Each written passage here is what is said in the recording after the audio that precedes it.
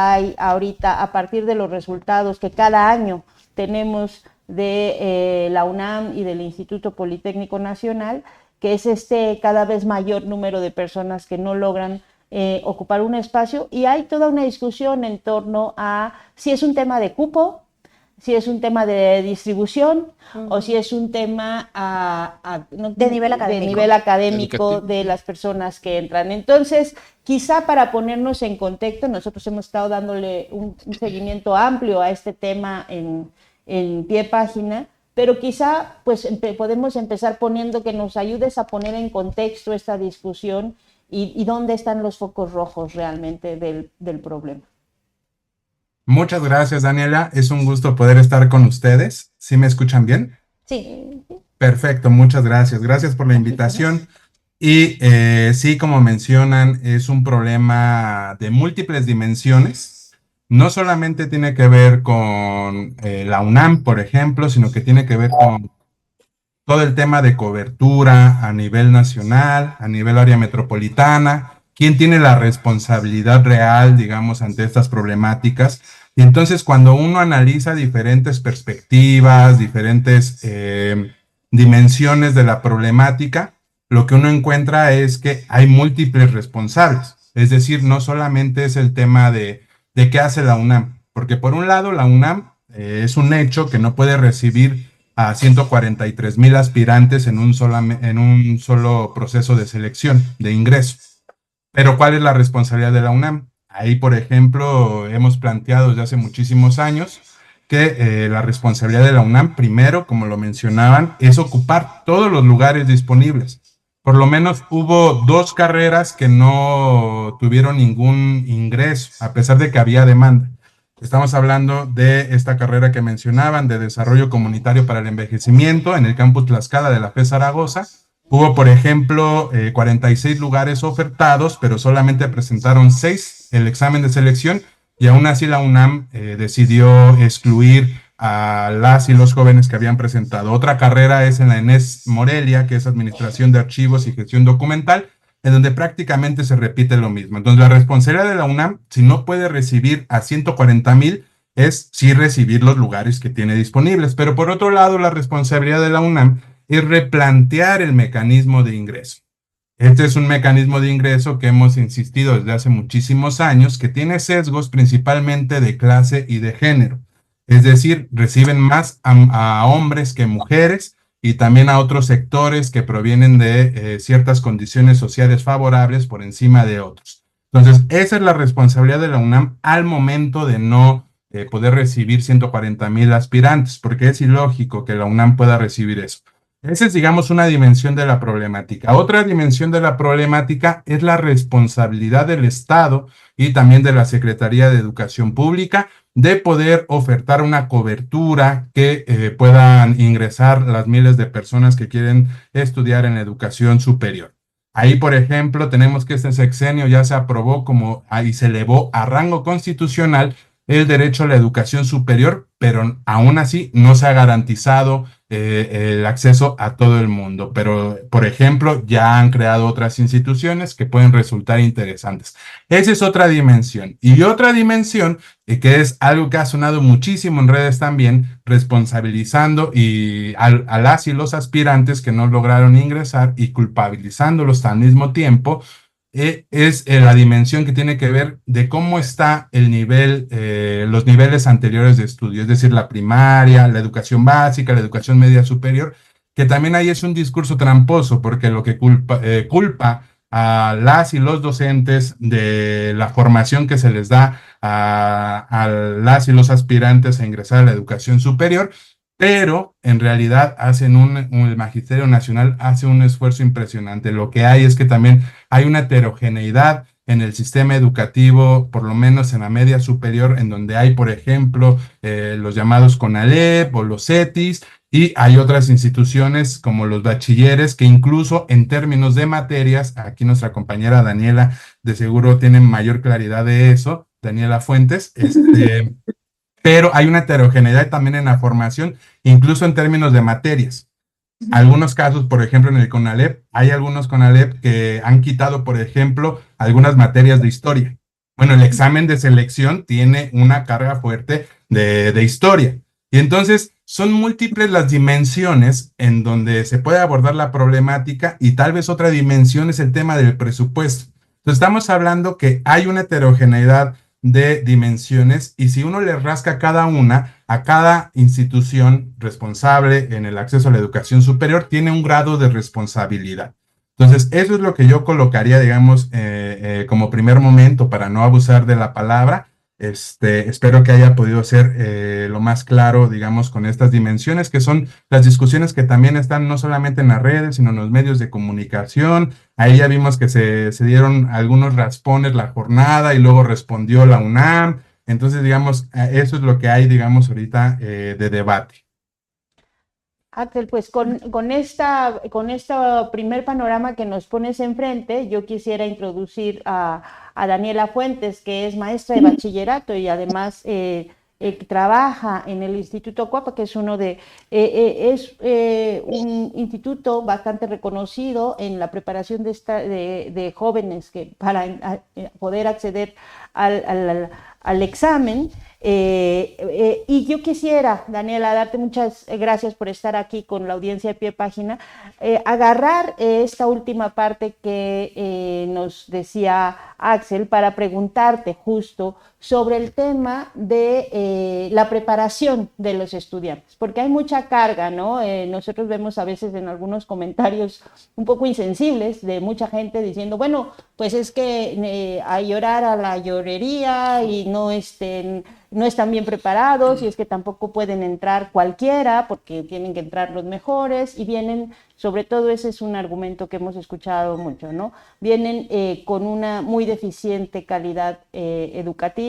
Entonces, aprovechando esta parte que nos decía sobre eso, sobre quizá las disonancias que hay entre las preguntas de los exámenes y lo que les están enseñando a los estudiantes en el bachillerato, o incluso las implicaciones que tiene la aplicación del tema de la nueva escuela mexicana. ¿Cómo lo están viendo ustedes, que son los que están frente a, pues ahora sí que directamente con el problema del nivel académico?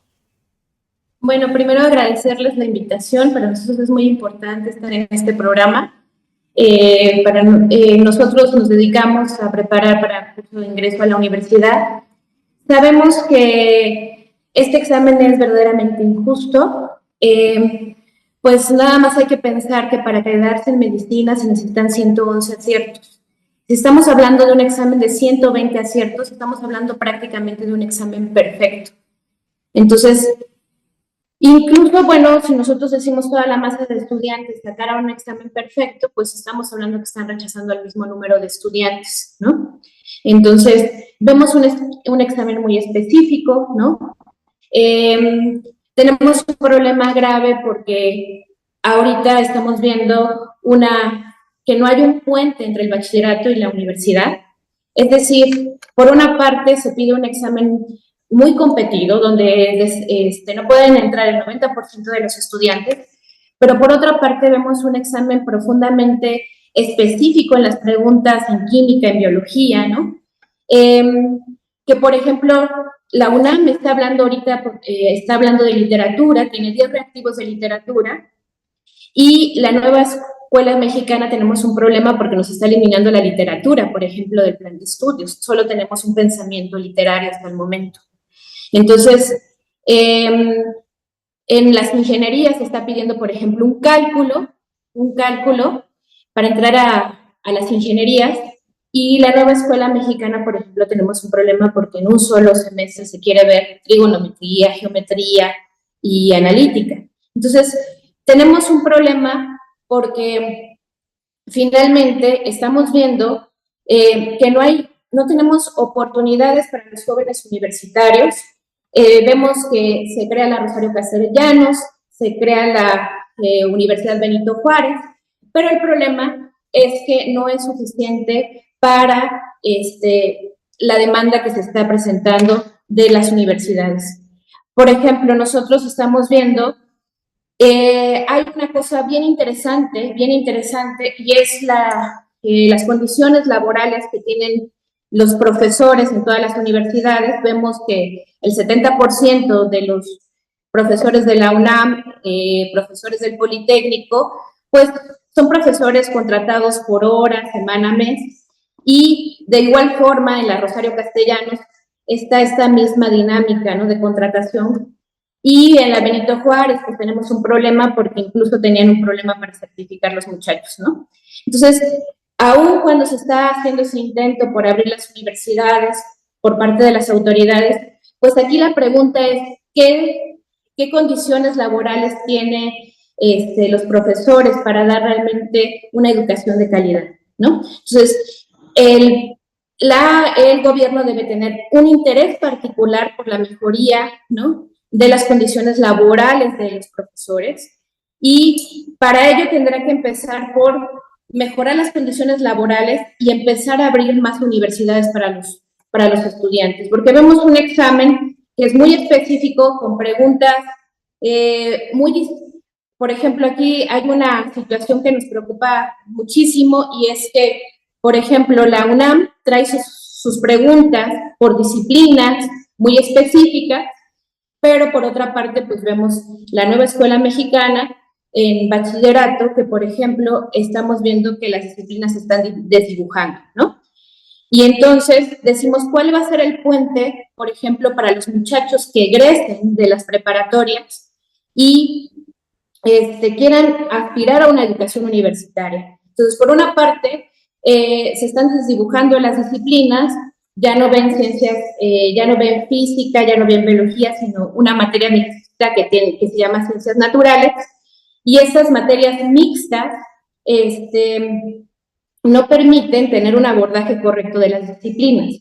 Estos muchachos que egresen de esa educación va a ser un problema, porque si aspiran a una educación universitaria se van a encontrar con un examen de la UNAM que ella no ha cambiado su agenda, ¿no? Y entonces van a encontrarse con un examen que sí preguntan, hacen preguntas muy específicas por disciplinas, donde sí se pregunta literatura, donde se aborda de forma muy compleja el cálculo, y entonces ahí va a haber, si ya de por sí había un problema entre los muchachos que venían del bachillerato, que no era de la UNAM, con los muchachos que vienen de la UNAM, ahora va a ser aún más injusto, porque el nivel académico no va a ser acorde con este examen, ¿no? Entonces, la disparidad va a ser aún mayor si no hay una reforma contundente en la parte de la nueva escuela mexicana y cómo se están pensando las disciplinas, ¿no? Entonces, si ya de por sí tenemos un problema de rechazados en la universidad, pues esto se va a hacer más profundo cuando los egresados de esta nueva educación, ¿no?, en bachillerato, por todas las problemáticas que tenemos en bachillerato, ¿no? Axel, te saluda Isabel Briceño. Me gustaría preguntarte respecto a este sesgo que comentaste de género. ¿A qué te refieres específicamente? ¿Qué estudios o qué cifras son las que tenemos de estudio de los exámenes pasados, de los resultados pasados? Muchas gracias. Sí, hay muchísimos estudios, desde Uva Boites, Angélica Buendía, varias y varios especialistas que han hablado sobre el tema, pero específicamente con los datos de la UNAM. Lo platicaba hace unos días con un compañero que está haciendo una investigación de eso. Es muy complicado rastrear muchas veces los datos de la UNAM porque por un lado están, por ejemplo, los resultados, pero no te dicen si eran hombres, mujer o de otra identidad. También hay otros apartados en donde te hablan de la demanda total, otros apartados del perfil de estudiante, pero los mismos datos de la UNAM lo que han dicho, por ejemplo, el año pasado, porque no tenemos datos de este año, eso lo procesan hasta después de unos meses que salen los resultados. El año pasado, en 2023, presentaron examen hombres 68,565 y mujeres 94,011 mujeres, es decir, casi 30,000 más mujeres. Pero en el rango de aceptación, aceptaron a hombres 12,300 y a mujeres 12,520, es decir, casi igual. A pesar de que la demanda de mujeres era mayor, 30,000 más que la de los hombres, ingresaron casi igual. Ahí es cuando la UNAM dice, es que sí tenemos una tasa de 50% hombres inscritos, 50% mujeres inscritas, pero lo que no dice es que en rangos de exclusión son más excluidas las mujeres que hombres. Estamos hablando que de casi 100 mujeres ingresan 12 y de hombres, de casi 100 hombres ingresan 19. Ese es más o menos el porcentaje del año pasado y ocupo esos datos, pero es una constante que ha venido de por lo menos los últimos 30 años.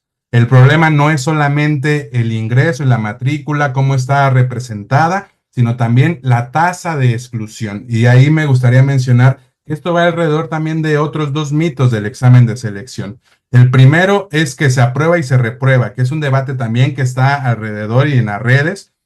Muchos decimos y muchas decimos que no son rechazados, sino más bien excluidos, porque la connotación es diferente. La exclusión habla de problemas estructurales. Cuando es rechazo, hablamos, por ejemplo, como si compráramos una leche y decimos, está caducada, no cumple las funciones que queremos, la rechazamos. En realidad, yo creo que hay que hablar de exclusión. Y cuando decimos que no se aprueba y se reprueba, tiene que ver con esto que mencionaba nuestra compañera Daniela Fuentes, de la oferta y la demanda. Estamos hablando que si, por ejemplo, en la carrera de medicina, que el corte de calificación fue de 111 aciertos, ingresan los que, digamos, del escalafón de 120 a 111, ya se ocuparon los 30 lugares disponibles. Es como, por ejemplo, si aquí ustedes decidieran que este programa va a tener audiencia, pero el espacio físico nada más tiene para 30 sillas. ¿Y qué deciden ustedes? Formarnos por estaturas. Primero ingresan los que miden 1,95, 1,90, 1,85, así sucesivamente, hasta que se ocupa la última silla vacía. Es ahí cuando la UNAM dice, este fue el corte de calificación. Pero entonces, si tuviera una calificación el examen, estamos hablando de que 120 serían 10 de calificación y quien tuvo 111 prácticamente está alcanzando el 10. Pero hubo aspirantes que se quedaron, por ejemplo, a 2 aciertos. Tuvieron 109, 108 y si tuviera una calificación y se aprobara, tendrían casi 10 de calificación. Pero hay otras carreras, poniendo otra vez este ejemplo de su cupo, si pudiéramos asistir en vivo, en lugar de 30, tienen 150 sillas. Y entonces el orden de ingresar por estaturas tal vez llegue hasta el 1,50. Lo mismo pasa en la UNAM, por eso es que unos ingresan con 56 y otros ingresan con 111. Pero si fuera por calificación, el que tuvo 156 y logró ingresar a la UNAM, tendría menos de 6 de calificación. Por eso es que hay que desmontar que no son rechazados, son excluidos. Entonces, por un lado, no es que el examen se apruebe y se repruebe, sino que hay una exclusión y depende de la oferta y de la demanda. Y el otro mito que tiene que ver con estos sesgos de clase y género es que aparte de estos datos que les mencionaba sobre hombres y mujeres, también la UNAM, sus propios datos dicen que ingresan en promedio 28.9 más veces quienes su mamá estudió un posgrado. Pero quien su mamá nada más pudo alcanzar, por ejemplo, los estudios de primaria, ingresan 12.3%.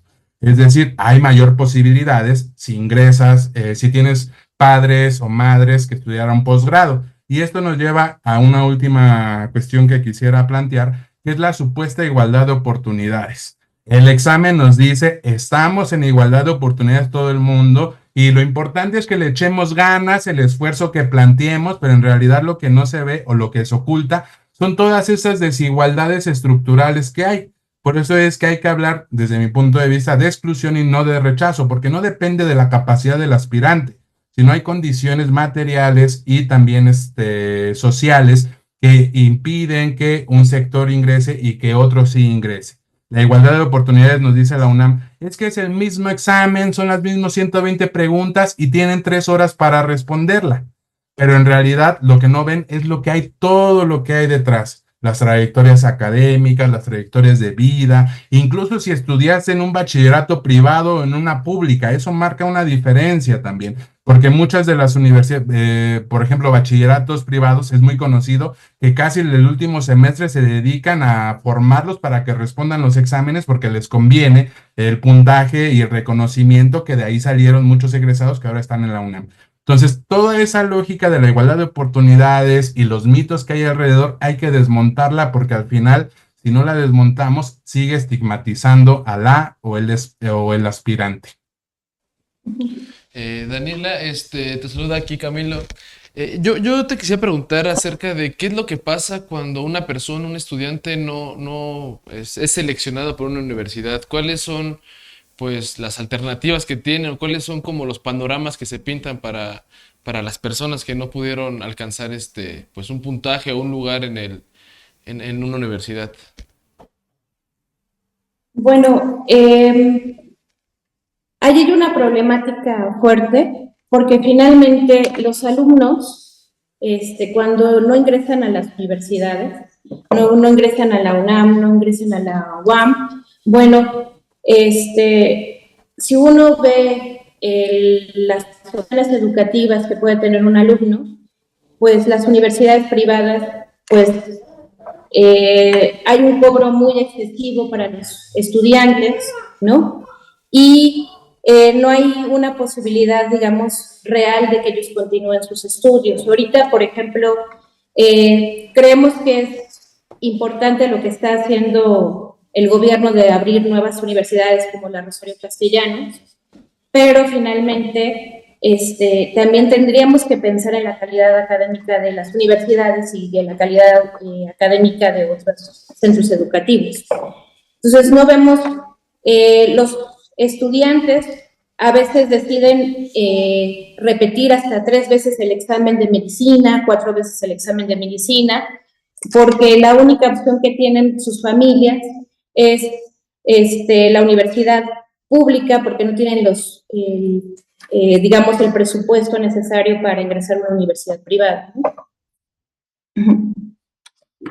Pregunta que yo quisiera, pues quizás hacerle a los dos, desde las perspectivas de donde las ven, porque ahí está también esta discusión o este debate que también se ha abierto, si la educación tiene que estar, digamos, pensada o ligada hacia el mercado laboral o si básicamente también tendría que empezar a verse como pues la posibilidad de cualquier persona, como un derecho que quiere de cualquier persona, o sea, técnico, no técnico, no como la carrera, como un fin para conseguir un trabajo, sino como digamos, una formación para tener conocimientos, aunque uno quiera ser ama de casa, una quiera ser jardinera, una quiera ser carpintero, tener cualquier oficio, pues también tener la posibilidad y el acceso de tener educación, ¿no? Digamos que hay esos como dos polos y eso me gustaría que nos dijeran desde donde lo están mirando, desde estas perspectivas que tienen, cómo lidiamos con esas dos visiones, si son complementarias, lo vemos como un derecho o realmente necesitamos que haya un vínculo con, yo no me gusta decirle mercado laboral porque detesto los términos como muy capitalistas, pero pues sí, con el trabajo, con la posibilidad de tener un trabajo y una vida más plena con las actividades que tenemos. ¿Quién quiere? A ver, Axel y Daniela, en el mismo orden que más o menos han estado participando. Perfecto, muchas gracias, Daniela. Es una pregunta súper complicada y súper compleja, porque, bueno, históricamente las universidades y la educación han estado vinculadas al sector, digamos, del trabajo. Las primeras universidades de Bolonia, por ejemplo, que son las que se tienen registro a nivel histórico, estuvieron relacionadas con el mercado laboral. Aquí en México estamos hablando que históricamente también han tenido una vinculación muchas veces coercitiva hacia el mercado laboral y lo que necesita la economía nacional. Solamente para poner un ejemplo, de los años 70 a más o menos el 2001, la Universidad Nacional, la UNAM, dejó de crecer su matrícula y también la disminuyó. Por 30 años se estancó la matrícula de la UNAM y también tiene que ver con el presupuesto que destinaba desde el gobierno federal. En ese entonces, el gobierno federal decidió impulsar y fortalecer los institutos tecnológicos que ahora ya conocemos todo el mundo. Y si lo vinculamos o hacemos un análisis, por ejemplo, económico de la situación del país, México es de los principales exportadores de automotriz, de piezas de automotriz. Y todas estas carreras, o la mayoría de las carreras que se impulsaron en este periodo del llamado neoliberalismo, eran carreras, por ejemplo, técnico superior en limpieza de autopartes. ¿A qué me refiero con esto? Es que por un lado forzaron a la UNAM a ya no crecer por la disminución del recurso, fortalecieron otro sistema educativo que mantenía la dependencia económica hacia afuera, es decir, no priorizaron la construcción de tecnología propia para el avance tecnológico del país, sino más bien hay una condición de dependencia. Y esto a lo que nos lleva es que siempre ha estado vinculada la educación con, por un lado, a la orientación que se le dé del gobierno. Y este, digamos, es un ejemplo de los años recientes del neoliberalismo, pero si le rascamos más a fondo, incluso antes de la Constitución del 17 o de la Revolución Mexicana, el mismo Porfirio Díaz impulsó congresos nacionales de discusión de instrucción pública en donde discutían eso. Pero, digamos, esa es una dimensión. Otra dimensión es que la educación ha sido un espacio de movilidad social muchas veces. Ahora tal vez ya no tanto. Ya vemos por ahí algunos que, por ejemplo, yo le he puesto muchísimos ejemplos. En caso individual, tal vez no se pueda, digamos, socializar o ser homogéneo para todo el mundo.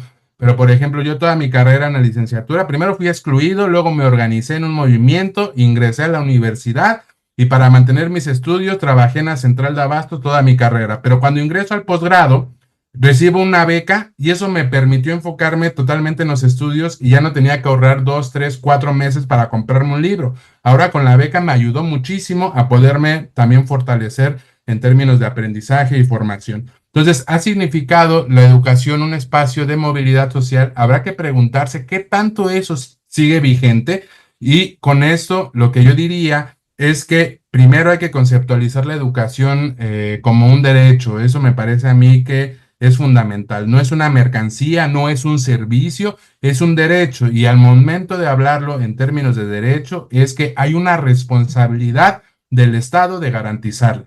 Pero ahí nos enfrentamos a otro problema. Por ejemplo, hace unos años que me tocó acompañar por última vez al movimiento de aspirantes en una mesa de diálogo con la Secretaría de Educación Pública, específicamente con la Subsecretaría de Educación Superior, nos decía, es que ¿para qué quieren ingresar a esas carreras si no hay trabajo? ¿No? O sea, no hay trabajo y el poquito trabajo que hay es competitivo. Primero ahí hay que regañar a la SEP por tener esa visión, ¿no? Porque lo que coloca en el centro es la necesidad que ellos ven y no la necesidad o los intereses de la juventud. Y también hay que mencionar que como es un derecho, tiene que ir acompañado del derecho de decidir qué quieres estudiar. Yo no sé ustedes, por ejemplo, pero si a mí me hubieran dicho, Axel, ¿sabes qué? No vas a estudiar psicología y pedagogía y en lugar de medicina, vas a estudiar medicina, yo la verdad no hubiera estudiado y no digo que la medicina no sea algo importante y una necesidad nacional, pero mi interés no estaba ahí y si me iban a obligar a eso, lo más preferible es que no hubiera estudiado. Entonces, por eso digo que el derecho a la educación debe de ir acompañado del derecho a decidir qué quieres estudiar y dónde estudiar. El otro reto es mirar la complejidad de la oferta laboral y si en realidad va a haber un campo laboral para eso, ¿no? Ese es, digamos, un espacio. El otro espacio es también orientar la educación y creo que en los últimos años, por el impacto del neoliberalismo sobre todo, es que la educación se dirigió sobre todo a fortalecer las empresas privadas, a fortalecer la economía privada o a ciertas industrias. Y eso también tiene que ver con la formación que se da. Por ejemplo, a mí como psicólogo me formaron para ir a las empresas y reclutar a la gente. Yo no me dedico a eso, yo me dedico a otras cosas, ¿no? Pero digamos, la orientación también de la educación fue eso. Entonces, casi que te obligan a eso, pero no hay una formación necesariamente en todas las disciplinas en donde digan, ¿sabes qué? Sí es importante eso, pero también hay problemas sociales que son necesarios atender. El problema es que cuando uno se enfrenta al trabajo de esas dimensiones de atender y tratar de aportar en la solución de los problemas sociales, es que pues uno es muy solidario, pero también tiene que comer, ¿no? O sea, uno tiene que tener un ingreso. Entonces, es muy complicado decirlo, pero para hacer una síntesis de lo que acabo de decir, creo que por un lado está la orientación del gobierno que da la educación, por otro lado, hay que poner en el centro a la o el estudiante que quiere estudiar y dónde quiere estudiar. Y tercero, también que no sea obligatorio que de manera forzada tengas que trabajar en una empresa, por ejemplo, decía en mi caso, reclutando a gente. Y reclutar gente no significa ver las mejoras de las condiciones laborales de las personas, sino más bien lo que necesita la empresa. Entonces, creo que esas son dimensiones que hay que ver. Claro que yo estaría, digamos, encantado que todas las disciplinas estuvieran trabajando en lo social, pero ahí nos encontramos también con las necesidades de muchos profesionales de también tener un sostén económico para comer y para sostener sus hábitos y sus casas. Pues muy claro. Daniela, no sé si quieres aportar, digo, comentar algo sobre este tema también. Bueno, a mí me llama mucho la atención el plan, por ejemplo, el plan de competencias y habilidades que había en bachillerato, que estaba muy enfocado a generar habilidades para el trabajo, ¿no?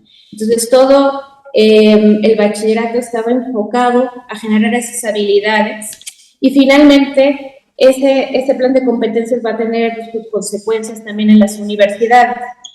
Ahora, pues, yo considero que la nueva escuela mexicana, por ejemplo, en el caso de bachillerato, pues tenemos que, dicen, hay un rompimiento con el plan de competencias de habilidades donde estamos enfocando exclusivamente a las habilidades laborales y las habilidades laborales dedicadas a la industria, ¿no? Entonces, la nueva escuela mexicana, los estatutos, bueno, dice, rompemos con esto, ¿no?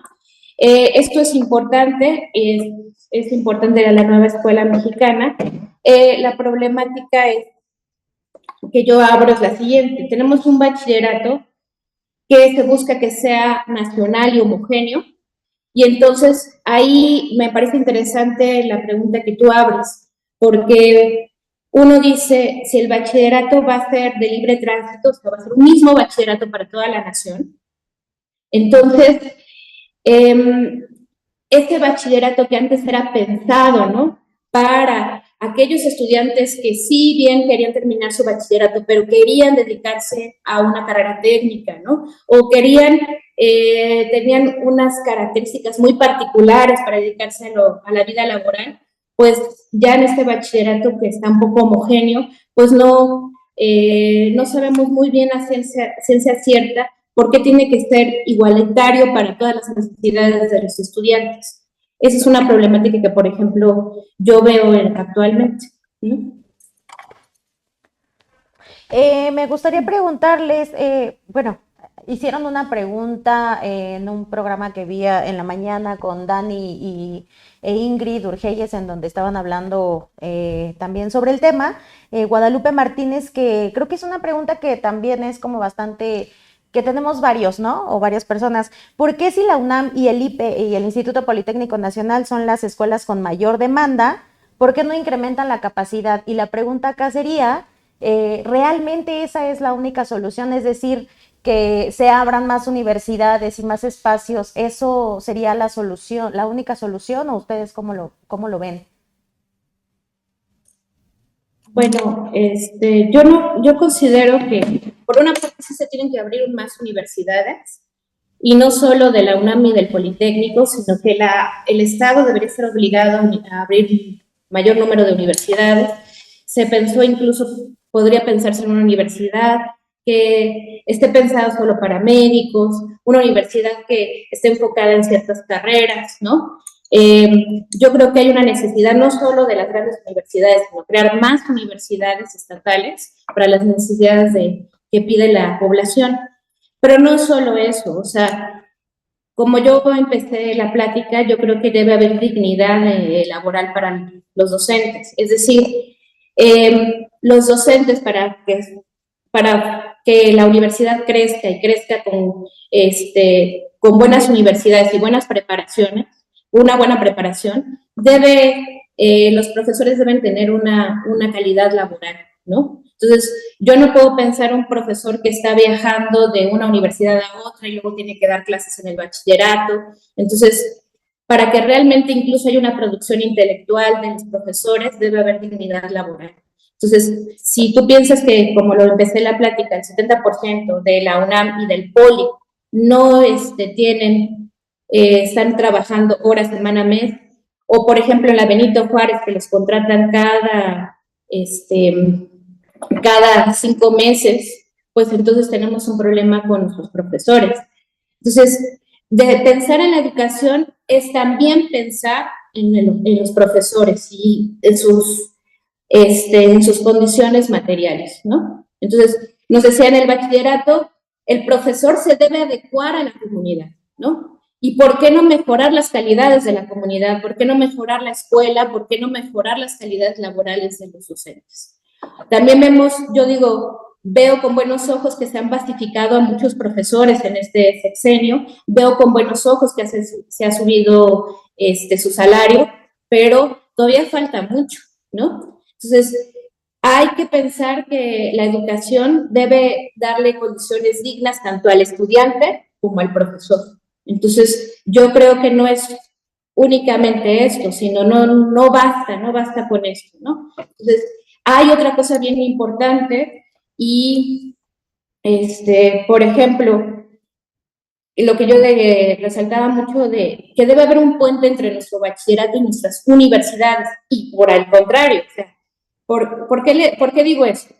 Porque nuestros estudiantes están teniendo un nuevo proyecto, como les decía anteriormente, contra una universidad que no cambia su forma de dar y pensar las disciplinas, ¿no? Entonces, por ejemplo, yo en la UNAM, en la Prepa 5, estoy tomando biología y en colegio de bachiller estoy tomando ciencias naturales, ¿no? Y en la UNAM estoy tomando lógica y en colegio de bachilleres no voy a tener lógica, pero me enfrento al mismo examen. Me parece verdaderamente injusto, ¿no? Entonces, ¿cómo hay la comunicación entre bachillerato y universidades? O por el contrario, si nosotros pensamos, por ejemplo, que estos profesores que van a salir de la vida laboral, ¿no?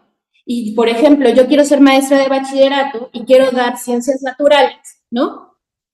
Y estudié biología, entonces cuando me enfrento al colegio de bachilleres tengo que dar materias mixtas como física, biología y química. O sea, no es nada más del bachillerato para acá, sino de los jóvenes profesionales que van a dedicar su vida como docentes de bachillerato.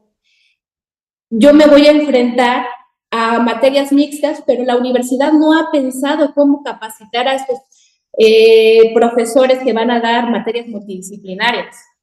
O sea, nadie se ha sentado a platicar con las universidades y decir, ¿cómo vamos a formar a esos jóvenes universitarios que van a dar esas materias multidisciplinarias, por ejemplo, ¿no? No han hablado con la pedagógica, no han hablado con la UNAM ni con el Politécnico y decir, tú vas a ser profesor de bachillerato, ¿cómo te vas a formar como profesor en ciencias multidisciplinarias? ¿No? No hay un diálogo con las universidades, ¿no? Okay.